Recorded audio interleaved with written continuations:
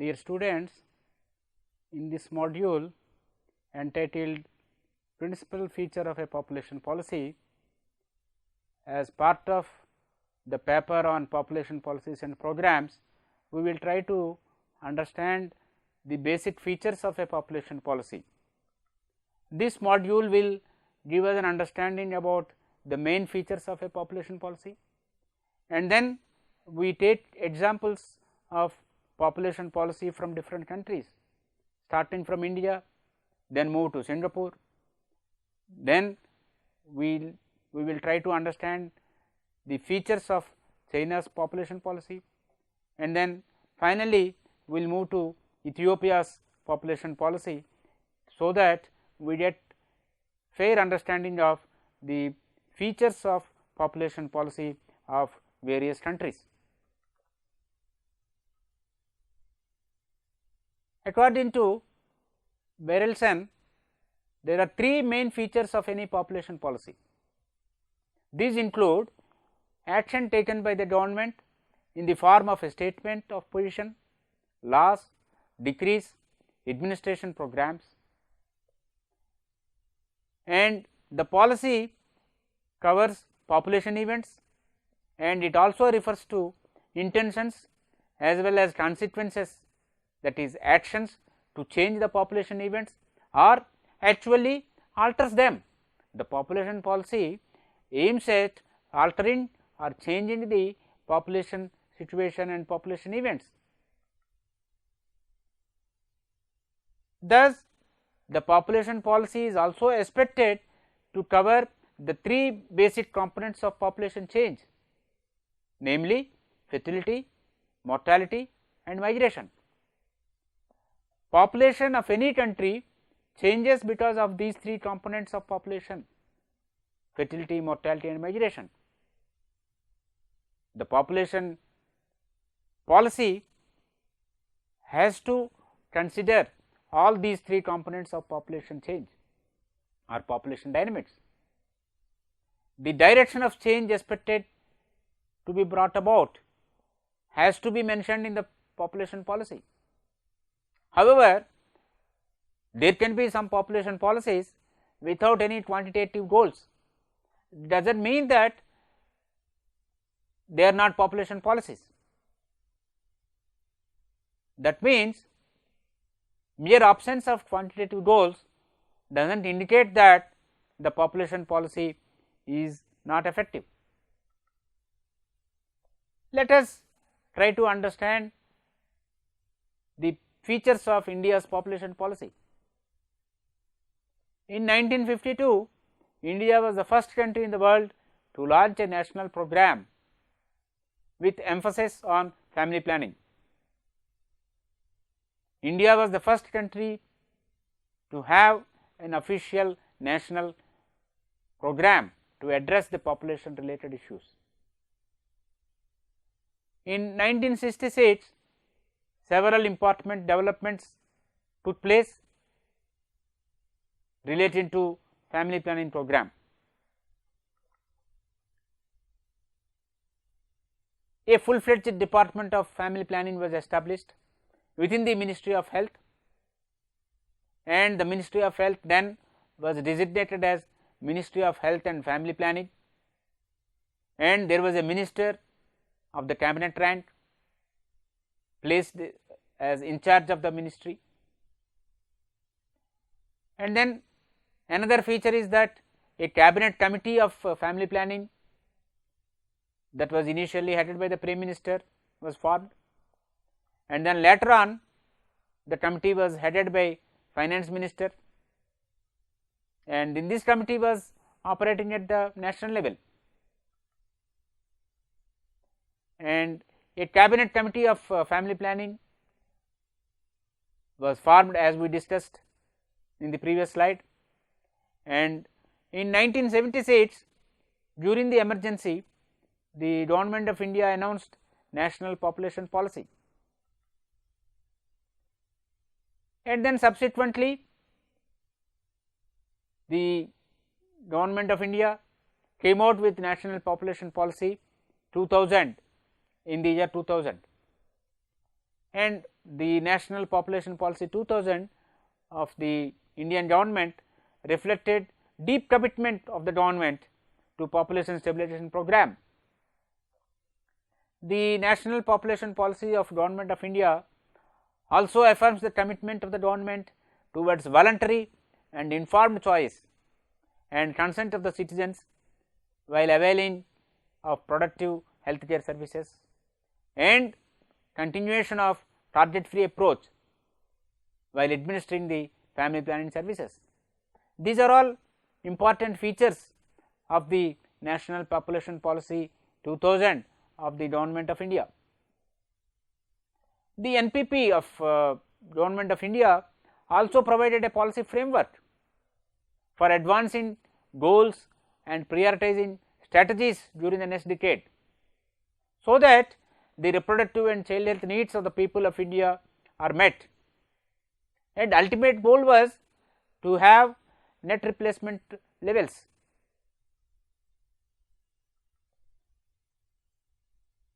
And then let us move to Singapore. Singapore had pro-natalist population policy, and Singapore's pro-natalist population policy talks about worker shortages, initiatives such as benefits to expected mothers. These include enhancing maternity leave, covering the cost of maternity care for the first 4 babies, and child benefits that are paid to the families, sponsoring dating organizations so as to encourage the people to get married and have children. All these initiatives are important features of the Singapore's pro-natalist population policy. It was in line with the demographic changes that were taking place in the country and the kind of requirement for initiatives to address the issues that were emerging from the population change. Then let us move to China. China has the most famous population policy of the world. In 1980, China introduced one child family or one child policy. As part of that, the Chinese government provided rewards and benefits to the couples who accepted one child norm. The Chinese population policy's focus was on urban areas where greatest proportion of the young population resides. The concentration of the population was in urban areas, hence the policy focus was on urban areas. And then the Chinese anti-national natalist population policy mentioned about additional health subsidies, priority health care, priority in housing allocation, priority in educational provision, priority in food ration, etc. All these initiatives were proposed and implemented as well to have one child family and to reduce the population growth in the country. Let us now move to Ethiopia and understand the features of population policy of Ethiopia. The population policy of Ethiopia covers various components related to population, and these include age structure. We all know age structure plays an important role in analyzing the population data. The age structure also tells us about the changes in child population, youth population, adult population and elderly population. In line with that, the population policy of Ethiopia paid attention to several components including age structure.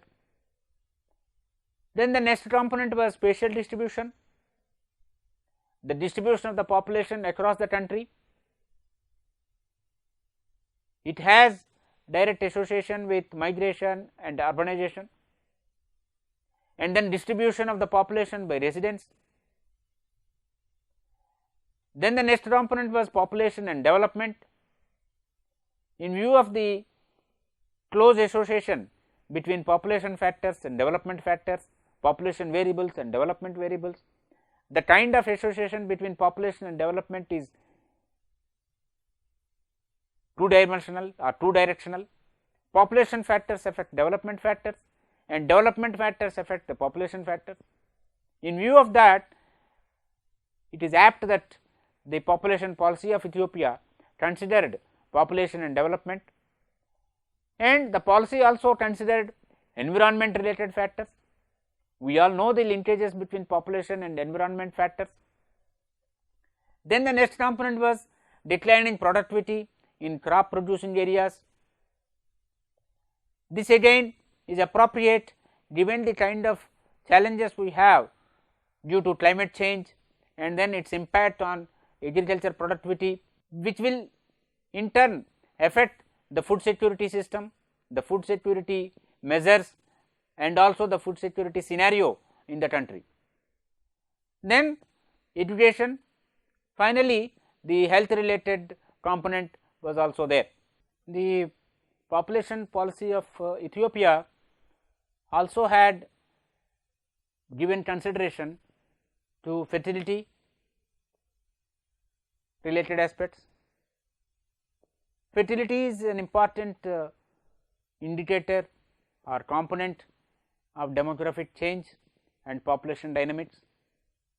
The changes in fertility levels and the fertility among adolescents are important aspects, important indicators to be considered. Then the policy also had consideration about maternal and child health. The other components that were considered by the Ethiopian population policy include housing, population, labor force, situation of women, situation of children and adolescents. The last but one point on this slide relates to status of women. The demographic studies carried out in various parts and various countries indicate that the status of women has a bearing on her behavior in terms of fertility, in terms of family planning acceptance and other aspects. In view of that, it is good to see that the population policy of Ethiopia gave enough consideration to status of women. Same holds good for status of children and adolescents.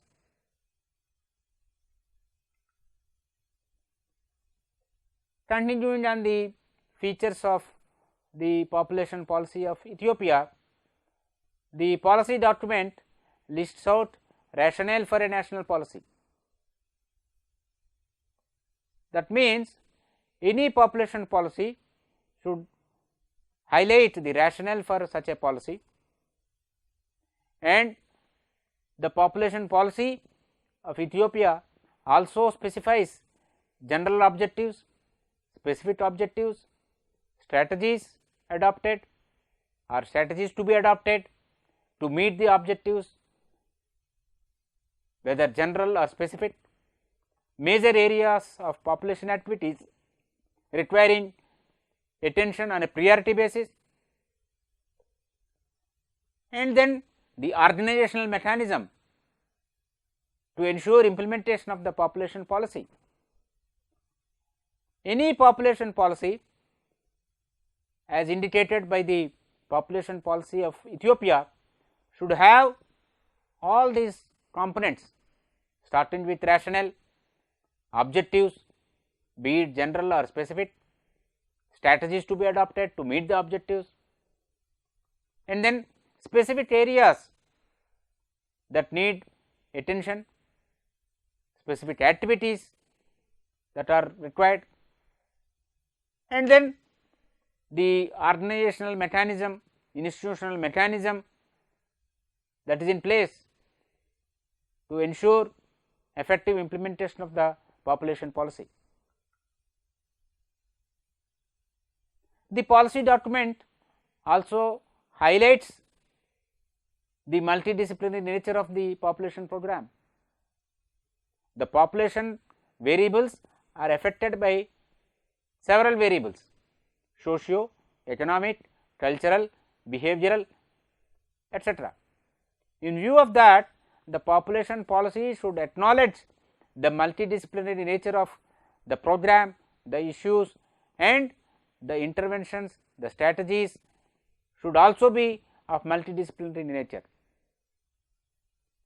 The policy document also talks about the structural arrangements for implementation of the population policy. So, the population policy should have information about the arrangements that are made to have effective implementation of the population policy. The Ethiopian population policy also specified as part of the implementation or monitoring mechanism in place with respect to the population policy. It specified the members of National Population Council. The policy talks about having a National Population Council and then talks about the members of such council. As per the policy document, the National Population Council has Minister of Planning and Economic Development, Minister of Health, Minister of Education, Minister of Information, Minister of Labour and Social Affairs, Minister of Natural Resource Development and Environmental Protection.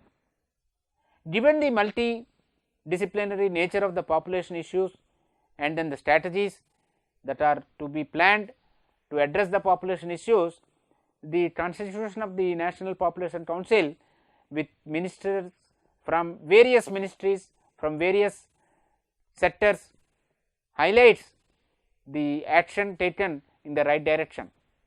So, any population policy should address these issues as done by Ethiopia. And then the population council constituted in accordance with the population policy of Ethiopia also had representation from the academic field, namely the Addis Ababa University with representation by a demographer, sociologist and geographer. This again is in line with the multidisciplinary approach propagated by the policy.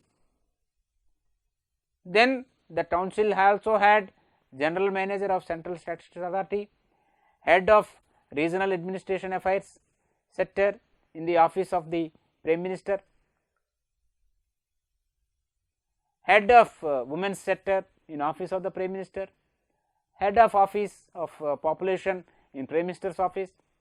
That means the policy also envisaged to have office of population in the Prime Minister's office, besides women's sector in the office of the Prime Minister.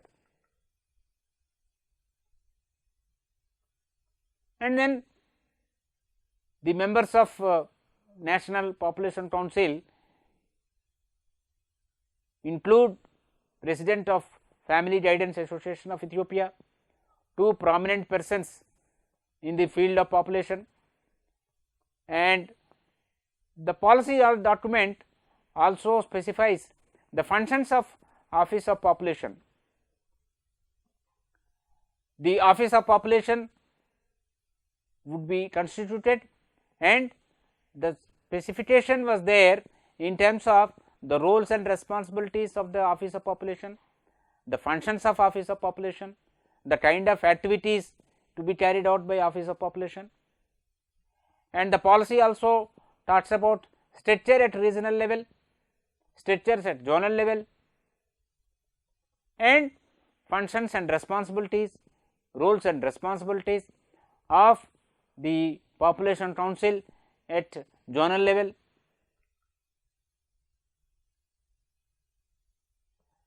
And then members of the National Population Council also had president of Family Guidance Association of Ethiopia, and then 2 members of the field.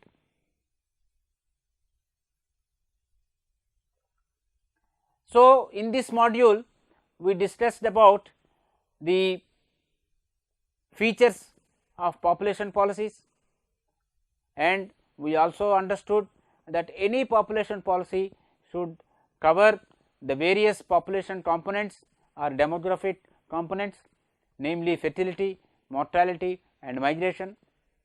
We also have seen some examples from the population policy of India, Singapore, China and Ethiopia.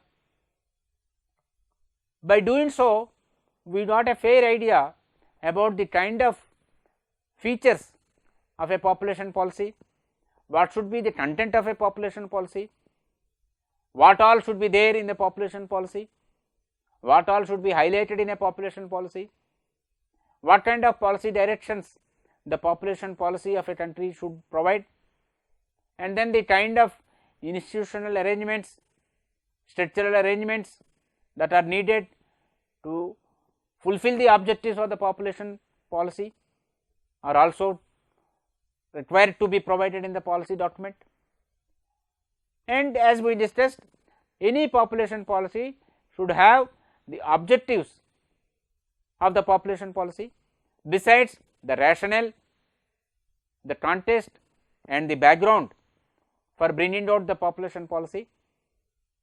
And then the population policy should also understand the interdisciplinary nature or multidisciplinary nature of the population related issues and factors. In accordance with that, the strategies, the efforts, the initiatives should also be of multidisciplinary nature, and multi-sectoral approach is required. We have seen that in the population policy documents, particularly from Ethiopia, that talks about involvement of ministers from various ministries, and then like health, like education, like women welfare, etc. So, in a nutshell, any population policy should have all these features, so that the population policy becomes effective in achieving the objectives that are specified in the policy document. The population policy of any country can have quantifiable targets, but of course, it is not mandatory. Even without any quantitative measurable targets, a population policy can be an effective document. It all depends on the kind of arrangements made to implement the population policy, and then to take forward the initiatives mentioned in the population policy. Of course, 1 or 2 aspects that need to be highlighted here. One of them is that any country should update the population policies at regular intervals, because the trends are changing, the patterns are changing, the situation is changing, the evidence is also giving new directions. The evidence that is available gives us new emerging ideas. The evidence also tells us about the issues that are emerging. In view of this, there should be some kind of frequency for updating the population policy of any country, so that the population policy becomes very effective and it will be in line with the day to day expectations of the people, and ultimate objective of any population policy is to ensure welfare of the people of the country and address the issues that are emerging as a result of changes in the population scenario, population dynamics, and then population patterns, population growth of the country.